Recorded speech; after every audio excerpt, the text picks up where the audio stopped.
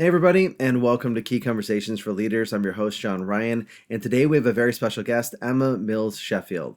Emma is a consultant, coach, speaker, and facilitator. She's over 15 years of industry experience, and she's worked with public sector organizations, FTSE 100 and Fortune 500 companies, charities, and startups. In January 2020, Emma was named as one of the top 100 female entrepreneurs in the UK as part of the Small Business Campaign Female Entrepreneurs. Welcome to the show, Emma. Thanks for being here. Thanks for inviting me, John. Lovely to see you today. Excellent. Your company obviously is called Mind Setup. Can you share Yes. with us a little bit about, what that phrase means to you and where that really came from? Yeah, absolutely. And there's only like two people who've ever gone, oh, yeah, I get it. So I think, I'm not sure if I've hit the right note there. But for me, working with business and leadership and business leaders, employees in coaching, it's all about mindset. We have to start with mindset. We can't do anything practical until we really understand how we work, what makes us tick, and how we kind of integrate with other people. And the setup part is I'm a massive productivity fan, productivity, efficiency, and that sort of thing, and driving that through business. So for me, it made perfect sense. But yeah, I'm yet to find everyone else go, oh, yeah, cool, I get it. Excellent. So to make sure I understand, so the setup is you got to begin by setting up your mind first and foremost, Yeah, absolutely. thinking of like a systems and projects and environments and all the pieces of the puzzle in that regard too. Yeah. Okay, fantastic. You know, I know you also do a lot of work with, obviously, you said productivity and high performing teams. How do you define a high performing team? It's always a good question. And you often get the kind of sports analogies, and you hear from fantastic coaches. And when they've really got it working, it sounds really straightforward. And ultimately, it shouldn't be difficult. It should be a really simple thing to get right. But it's often just about finding out what really makes everybody tick and what their personal drivers are. What do they see as success for themselves outside of the game, as it were? And the game is business as well. The game is employment. The game is sport. So it's knowing what really makes them tick on a personal level as well, and thinking about what their purpose is and what their involvement is, and then how they see the collective success being. And so by understanding that, you can really play to each other's strengths. You can support on the development areas and help with the weaknesses, but also know where you're brilliant. There's things that you do brilliantly that I can't do, and things that I do brilliantly that you might say, yeah, I can't do that. And so in a team dynamic, you really start to work together better. And then ultimately you're better than and greater than the sum of the parts. I can see that emphasis on, as you're going through that discussion, is soaring with your strengths, knowing what your strengths are. And it's an individualistic, but it's also really team focused. What are some of the skills that leaders need in order to pull out the best from each player and put them together in the right combination? It's definitely a really good level of understanding around empathy, around kind of humility, and knowing, I think, that we're not all machines.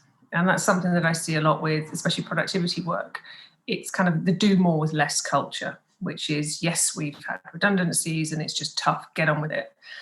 And that's so divisive in an organization. A good leader understands where people thrive and, where they need to be lifted up and helped. And in doing so, I think there's a quiet support, like an undercurrent that really helps buoy everybody up. So a good leader knows that, and a good leader leads by example. They are humble, they're vulnerable, and they can also say, I'm struggling with this, I can't do this. And by doing so, other people think, oh, okay, you're human too. We put our pants on 1 foot at a time. So we all do that. And actually, once you kind of break it down and say we're all just human beings and we're all equal, how do we start to work together better? So sometimes there's a bit of unpicking needed, but then actually it's letting people thrive and giving them the space to be brilliant.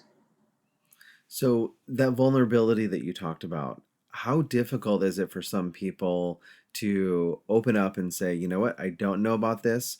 Or is that a skill that you think everyone can learn? Or are there some people that are just not willing to go there? It's like peeling off layers of an onion, and it's really hard to do without thinking it turns into therapy sometimes. I think some people are much more open to it, and I think it's a gently approach. No one should really, I think, in a business environment, kind of wear their heart on their sleeve straight away. You're still trying to understand where you fit, but where everyone else fits. And you might not play politics, other people might play politics.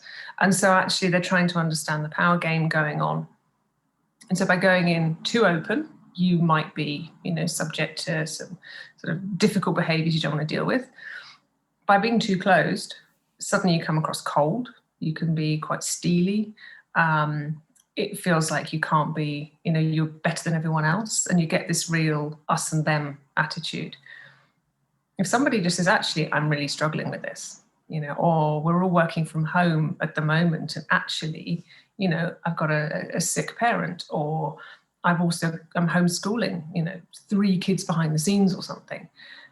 You realize, oh, okay, it's not just me, it's you too. And so we can all start to just break down those barriers. So I think it's not easy. Some people it comes to more easily. It can be learnt, but it has to come from a place of it really kind of it has to be very heart-led. It's not something that you can fake and do. As you're talking about that and really thinking about the variables about being vulnerable, but also being strategic and knowing that not everyone is going to be as vulnerable as you are and they can take advantage of that, does that go into the mind setup as well and really thinking about the persona or who you want to represent in the organization? Yeah, I always think, being authentic is absolutely the best thing. It's the least tiring as well. We only have to be one version of ourselves, and it's just easier. Different people really play off other people well. Some you just think, okay, we're never going to be friends, but that's okay. We can be, civil. We can work well together and understand each other's strengths and weaknesses. But in terms of the persona, I think it's just being really open and listening to other people, listening to what they're doing, what they're facing, what's working, what's not working, and listening without judgment, and not having to play that game. You often see in large organizations people going in with a facade and then coming unstuck because it's too tiring, and they're the ones that then exhibit those really poor behaviors behind the scenes when they're tired or they're stressed and their guard is down. They're the ones that lash out because ultimately it's tiring trying to be 2 people. So part of that mind setup is getting clear on your values, like you talked about. What are your drivers inside, and finding that right level. So being authentic, but also finding the right level of revealing that authenticity to not be taken advantage of, but also not to burn out on the other side by trying to put up some fake persona of who you might be. Yeah, absolutely. Also, people buy people. And so if you're in a selling capacity, you have to be you. Even in an organization, we are always selling ourselves. We are our own brand and everything. So you have to, you have to be authentic. I struggle when you meet people and they're kind of like, well, this is what I'm like at work and this is what I'm like at home. And you think there should be a little bit of finessing for the situation, but equally, you don't have to be 2 different people, really. And if you are, you maybe consider, what you're doing for a living. I like that. That's hilarious. Do you find, I know in working with high performing teams, have you ever come across teams that, maybe they think they're high performing, but they're really underperforming? Or do people ever really identify as being underperforming teams? Or do they just think that we're just normal? We're like everyone else?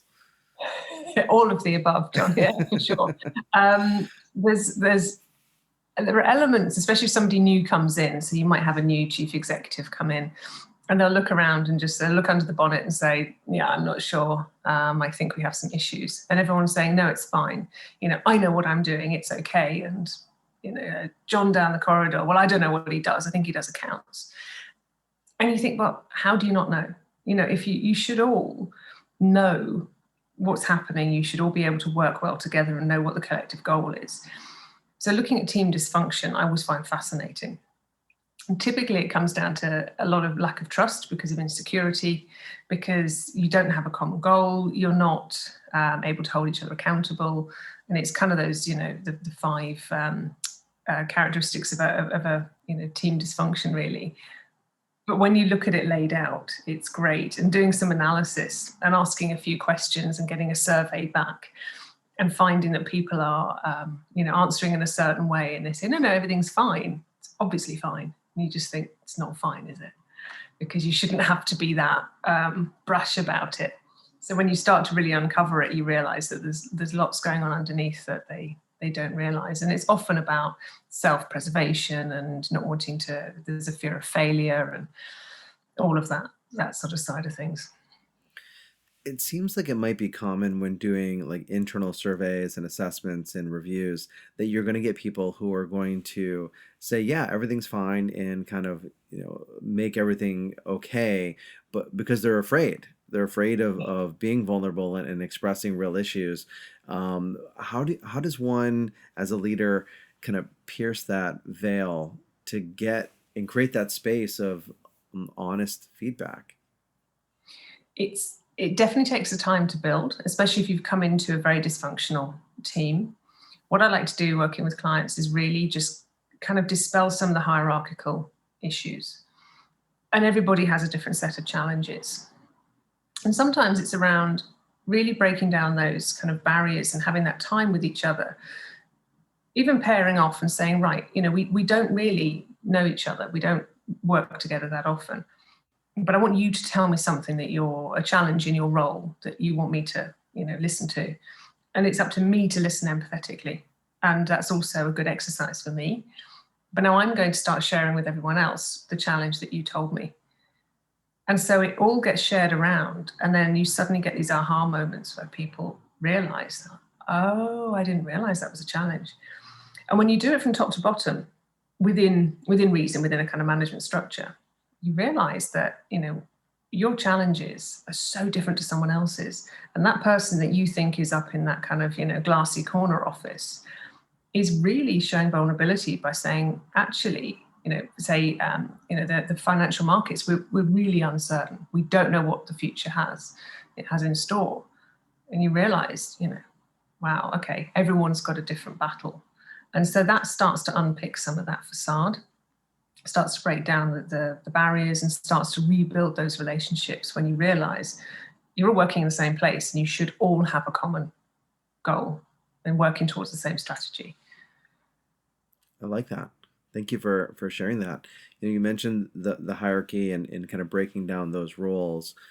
Some people, in their careers, why do you think that some people actually become managers but never really take on that role as a leader? Because I'm sure, both agree that leaders can occur at any role regardless of position in the company.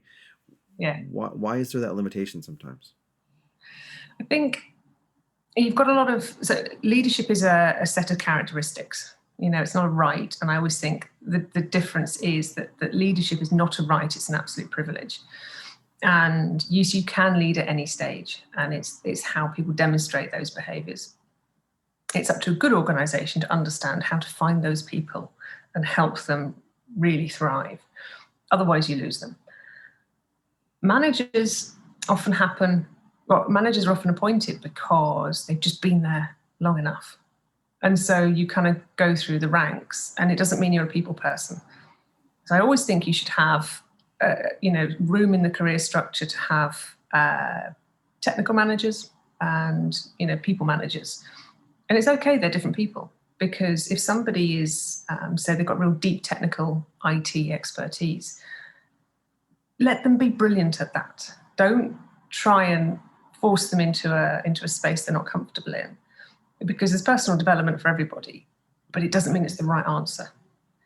And so have people who understand and work with people best do that, because ultimately you're doing a disservice to your employees and your leaders, managers, if you kind of force a structure.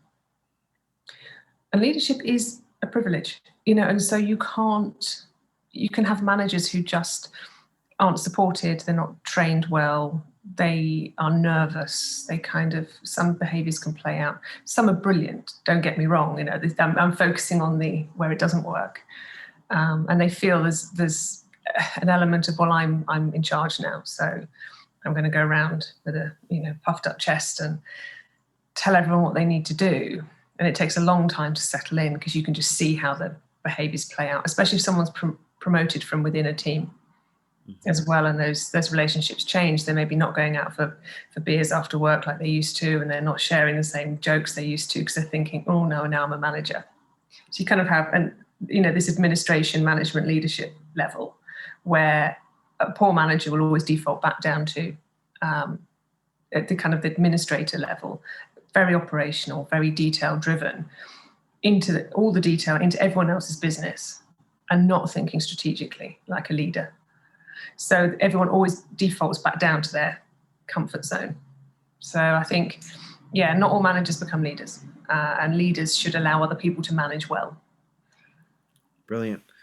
I love that idea. Also breaking out the technical manager versus the people manager, because that's the classic conundrum. You're good at the technical, not necessarily the people, and you get promoted, and then you're in a situation where it's not playing to your strengths. So create that organizational opportunity for people to really thrive in their own genius in that level.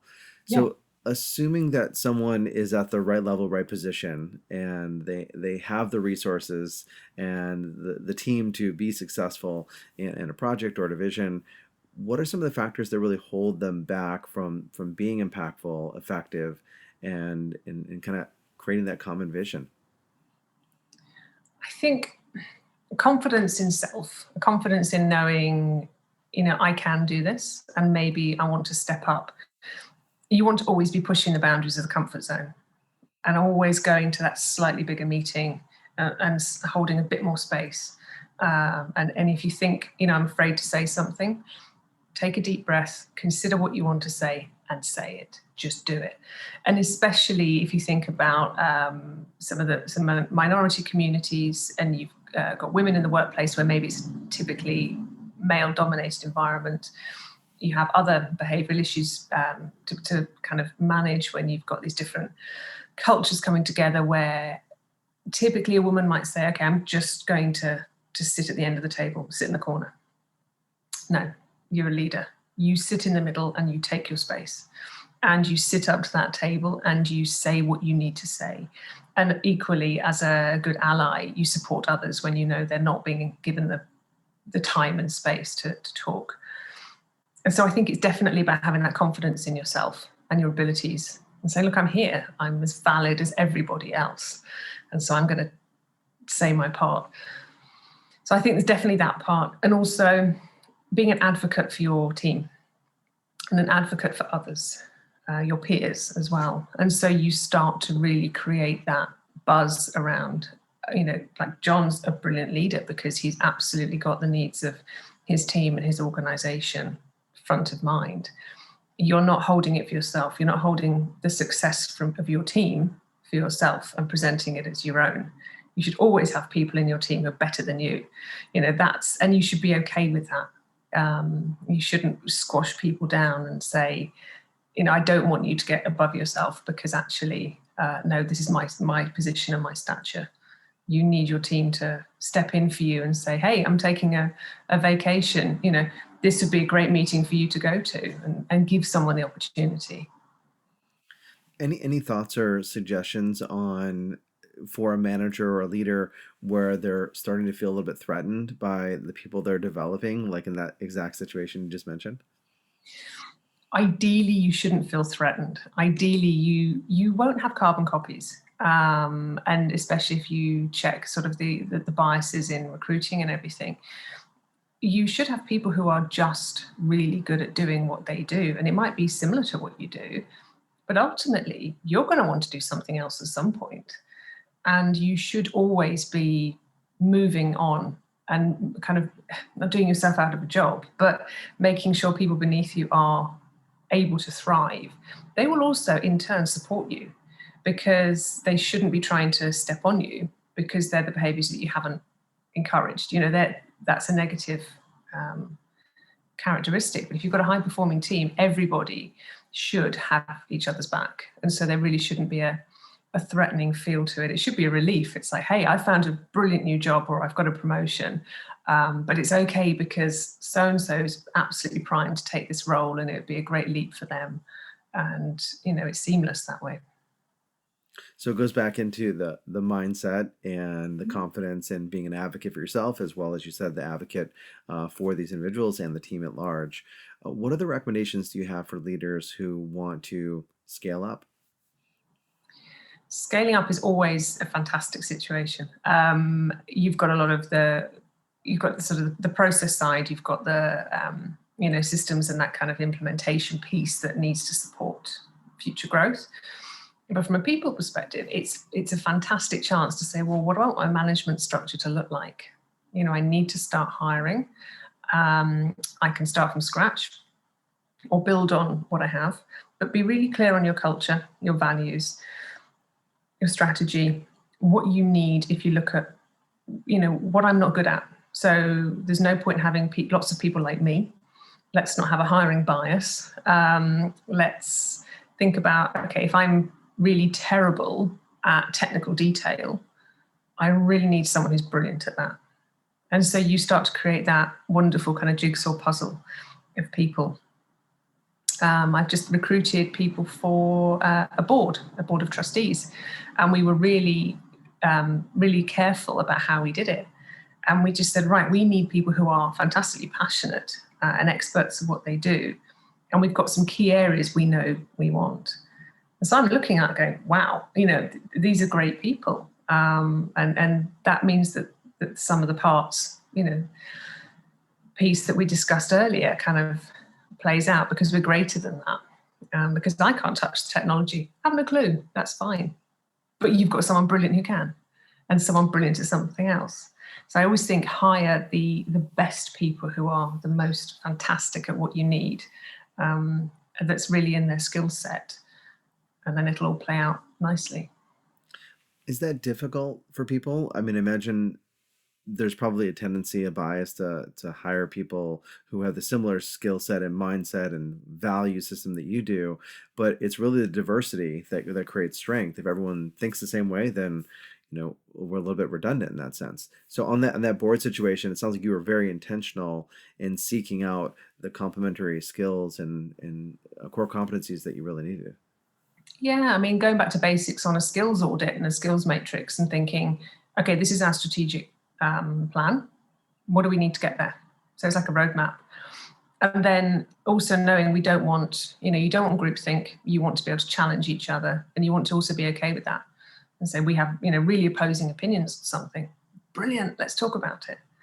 I hate it if everyone just goes, yeah, yeah, yeah, yeah, yeah. You haven't got a great organization when everyone's agreeing. It's like, well, where's the challenge? Why are we all thinking the same thing? But also it's not conflict, it's healthy debate and challenge.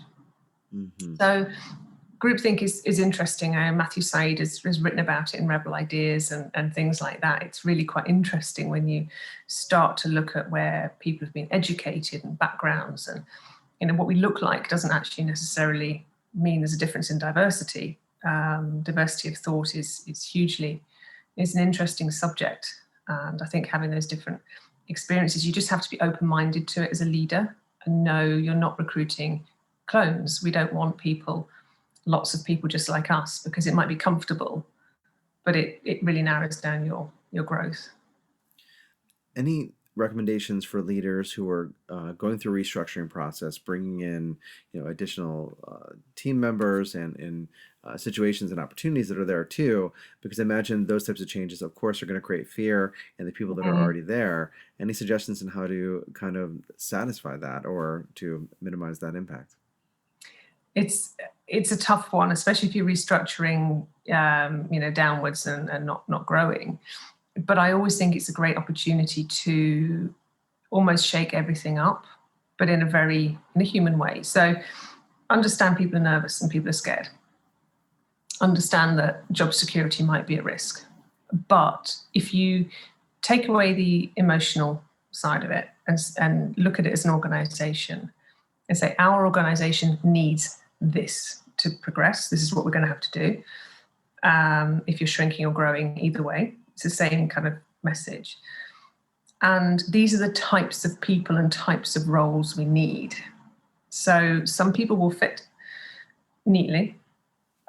Some people may not be needed anymore. But equally, there'll be a load of people in the middle where you say, but actually, what is it you really want to do? And can you do something else here? Because we often pigeonhole employees. Say, right, you're great at doing that, and you're working your way up this kind of, pillar, in the career matrix. But if you don't ask them, you don't know that they really want to do something else. And so you might find they can make a diagonal move into something different and really start to thrive. And so if you explain what the core values are, and I think values are never negotiable, especially when even in diversity of hiring, you have to have common values. But you start to look at how people might fit and where their skills fit best. And you might not have to, the people who might end up leaving are the ones who say, actually, I don't want to do anything differently. It's run its course. Thank you. 2 years, 5 years, I'm fine. I'll move on. And you sort of part amicably. Whereas others, there will be difficult conversations. And some others, you get to stretch your legs and, grow wings and really thrive in an organization because you're exhibiting the characteristics that are needed to grow. So it can also be hugely positive. So I think the messaging is really around how to help people grow and take new opportunities and acknowledge that not everybody really likes change. So you just have to help people through it. That is true. People do not necessarily like to change. Even positive change is stressful, as I'm sure you know. Yeah. What are some of the more challenging conversations that leaders really need to get skilled at having with their team? It's normally around disappointment, letdown, performance issues, negative issues, or it could be very personal. It could be grief or anything like that.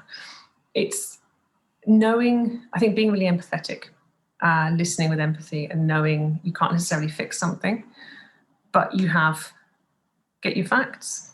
We can't argue with facts, can't argue with data. It is what it is. Try and take some emotion out of a difficult conversation, present the facts and say that this is what we have to deal with. Play it out in your mind first. Know there might be some emotion coming from the other side, and you have to just work through it slowly. Also, have an outlet with somebody else to be able to say, look, I've got to have these really difficult conversations. I have to let 5 people go. This is really tough. And even play that out first. So you're rehearsed, you're not panicked. And then listen with empathy. Listen to these employees or anyone else's challenges and know that you can't fix it. Don't apply judgment, don't sympathize, but sit there and hold that space and say, look, I understand this is a really difficult message for you.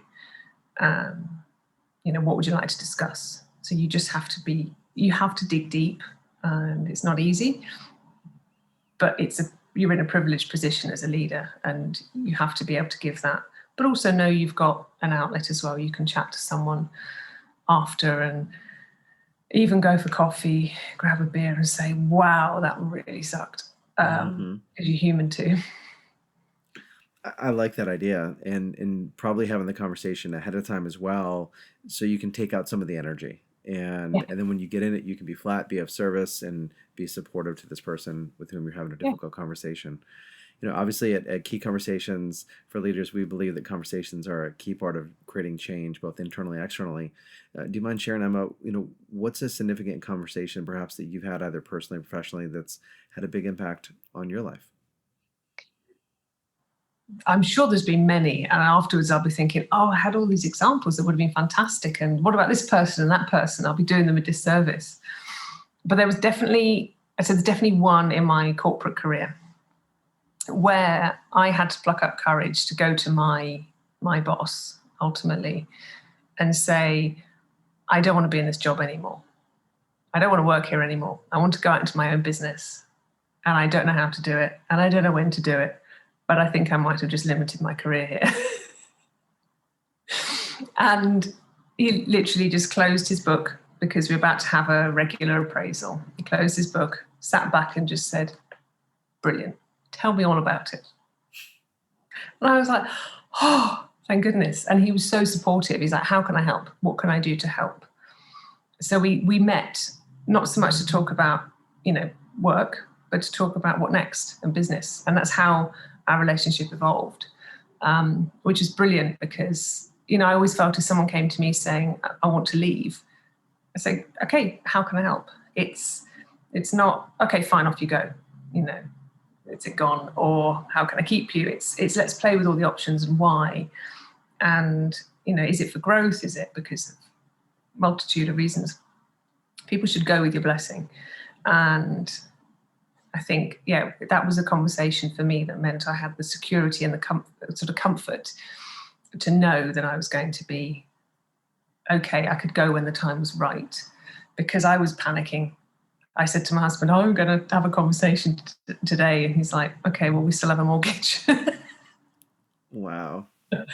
So, yeah. Well, great courage. And it sounds like that person was very supportive and exactly the type of role model you'd want to have on the other end of that conversation. So cool. Thank you so much for sharing. And Emma, thanks so much for being here. What's the best way for our listeners and watchers to get in touch with you and find out more about your work? So you can get me on LinkedIn. I always like to have a message and a chat with people, debate leadership and strategic challenges and growth. But also website, www.mindsetup.co.uk. It's a UK website, but I work everywhere. And now we're all online, it's even better. So yeah, definitely I, have a variety of workshops and things coming up, but, I really love to do one-to-one work. So yeah, any business leaders who want to talk, we could talk all day. Fantastic. I'll put all of those links in the show notes as well. And thank you so much again, Emma, for being here. Thank you for inviting me. It's been a real pleasure. And for all of you listening and watching, until next time, develop yourself, empower others, and lead by example.